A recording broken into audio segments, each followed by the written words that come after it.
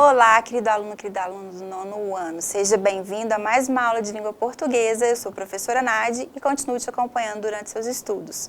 Espero que você tenha gostado das últimas aulas. Hoje a nossa proposta é falar um pouquinho mais sobre gênero textual, mais especificamente sobre textos normativos. Bom, você tem certeza? Você sabe o que é? Você já ouviu falar? Você sabe definir? Eu tenho certeza que isso faz parte do seu dia a dia. Pode ser que você não tenha reconhecido o nome, mas que faz parte do seu dia a dia, eu tenho certeza que faz.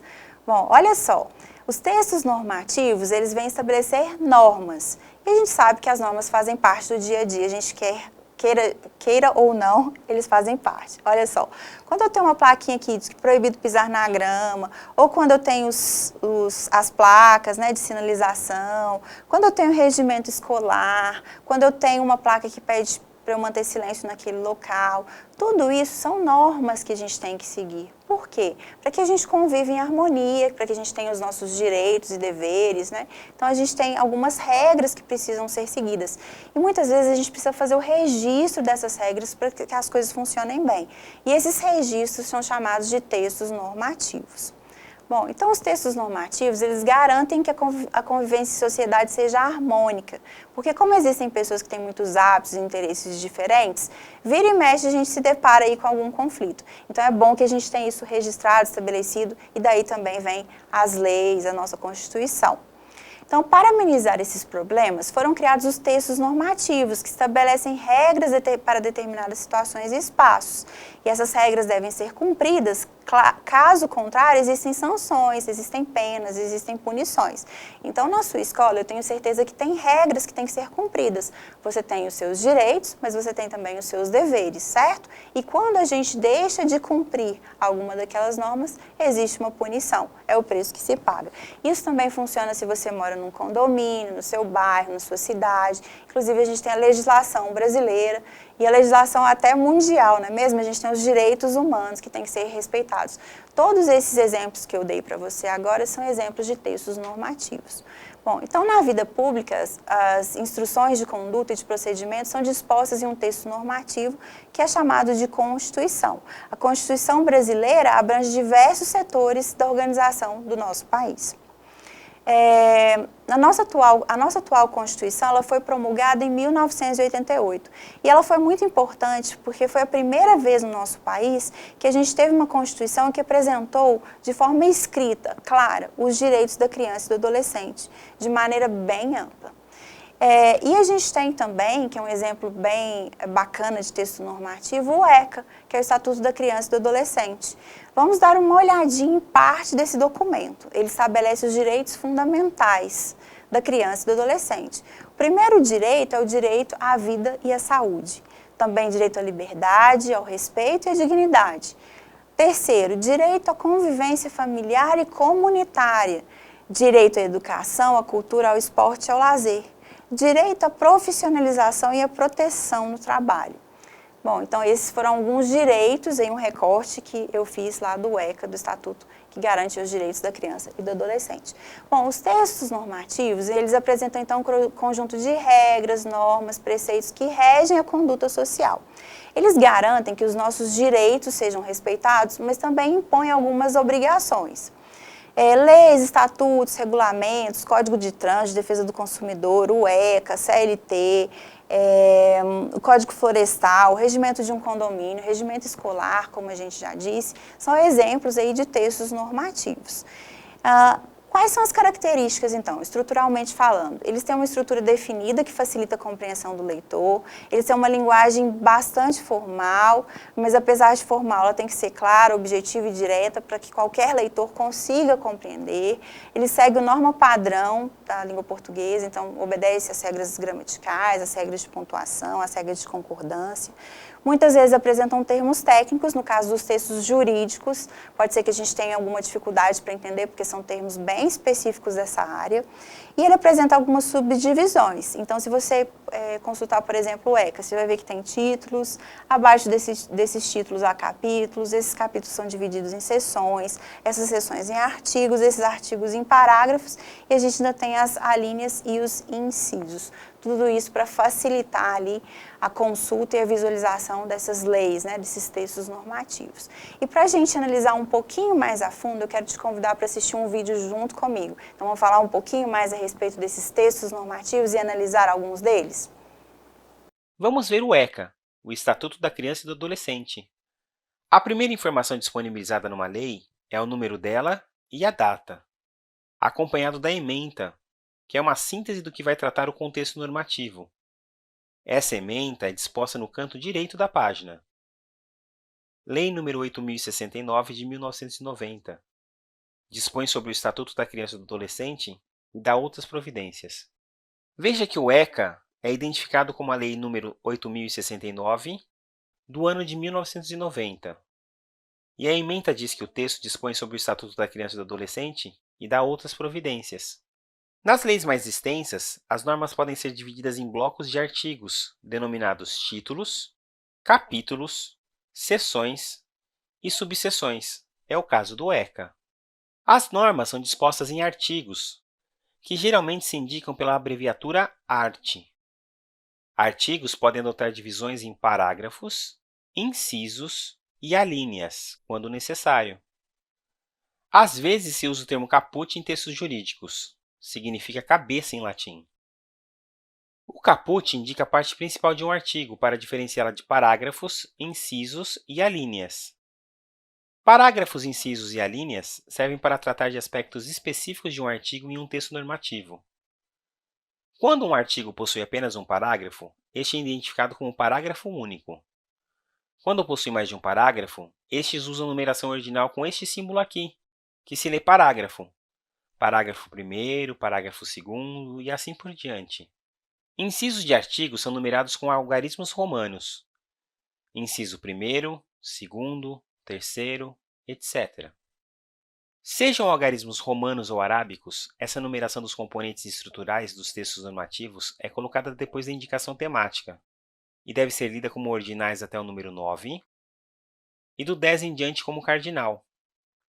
Capítulo 3º, artigo 10, parágrafo 3º. Alíneas de artigos são identificadas por letras minúsculas, às vezes em itálico. Alíneas A, B, C, etc. Dessa forma, temos, por exemplo, o artigo 2º, parágrafo 1º, inciso 3º, a linha B. Exemplo de norma que usa alguma dessas divisões é o artigo 18A, presente no capítulo 2º, que trata do direito à liberdade, ao respeito e à dignidade, que por sua vez encontra-se no título 2º. Título 2º, dos direitos fundamentais. Capítulo 2º, do direito à liberdade, ao respeito e à dignidade. Artigo 18A. A criança e o adolescente têm o direito de ser educados e cuidados sem o uso de castigo físico ou de tratamento cruel ou degradante, como formas de correção, disciplina, educação ou qualquer outro pretexto, pelos pais, pelos integrantes da família ampliada, pelos responsáveis, pelos agentes públicos executores de medidas socioeducativas ou por qualquer pessoa encarregada de cuidar deles, tratá-los, educá-los ou protegê-los. Parágrafo único. Para os fins desta lei, considera-se: inciso 1º, castigo físico. Ação de natureza disciplinar ou punitiva aplicada com o uso da força física sobre a criança ou adolescente que resulte em: a linha A, sofrimento físico, ou a linha B, lesão.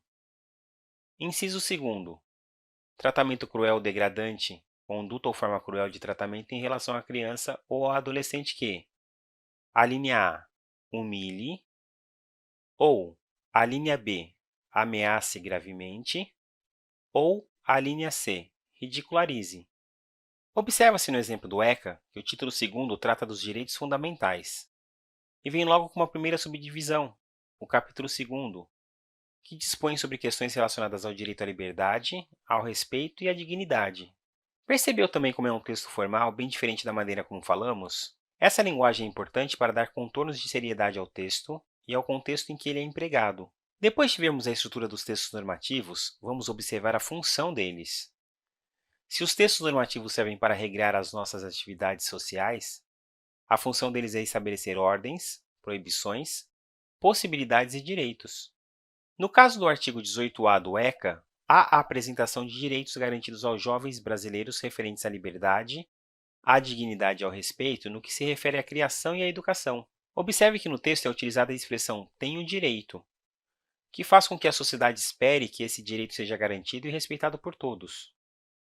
Para entendermos a ideia de proibição e de permissão, vamos olhar itens extraídos de um regimento interno de um condomínio.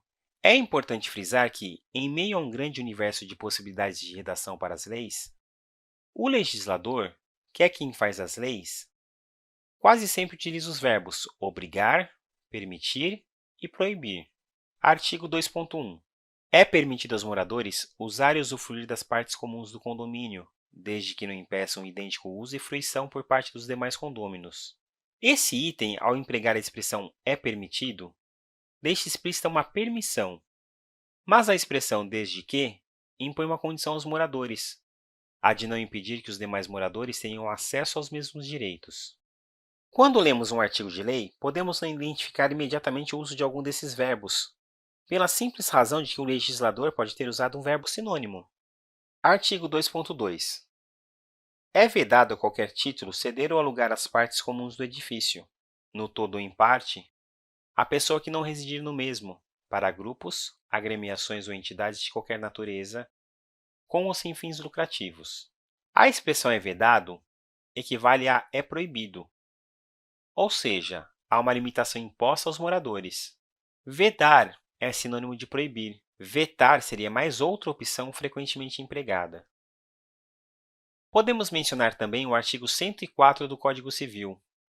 O Código Civil é um conjunto de normas que determina os direitos e deveres das pessoas, dos bens e das suas relações no âmbito privado, com base na Constituição Nacional.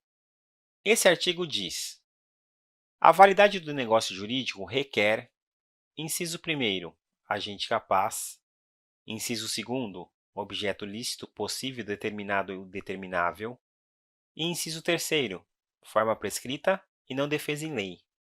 Quando o legislador estabelece uma obrigatoriedade, é para ela ser cumprida. No caso do exemplo acima, o legislador somente considerará válido o contrato se nele estiverem contidos os requisitos por ele mencionado, o que nos faz concluir que, para tanto, torna-se obrigatória a presença dos mencionados requisitos.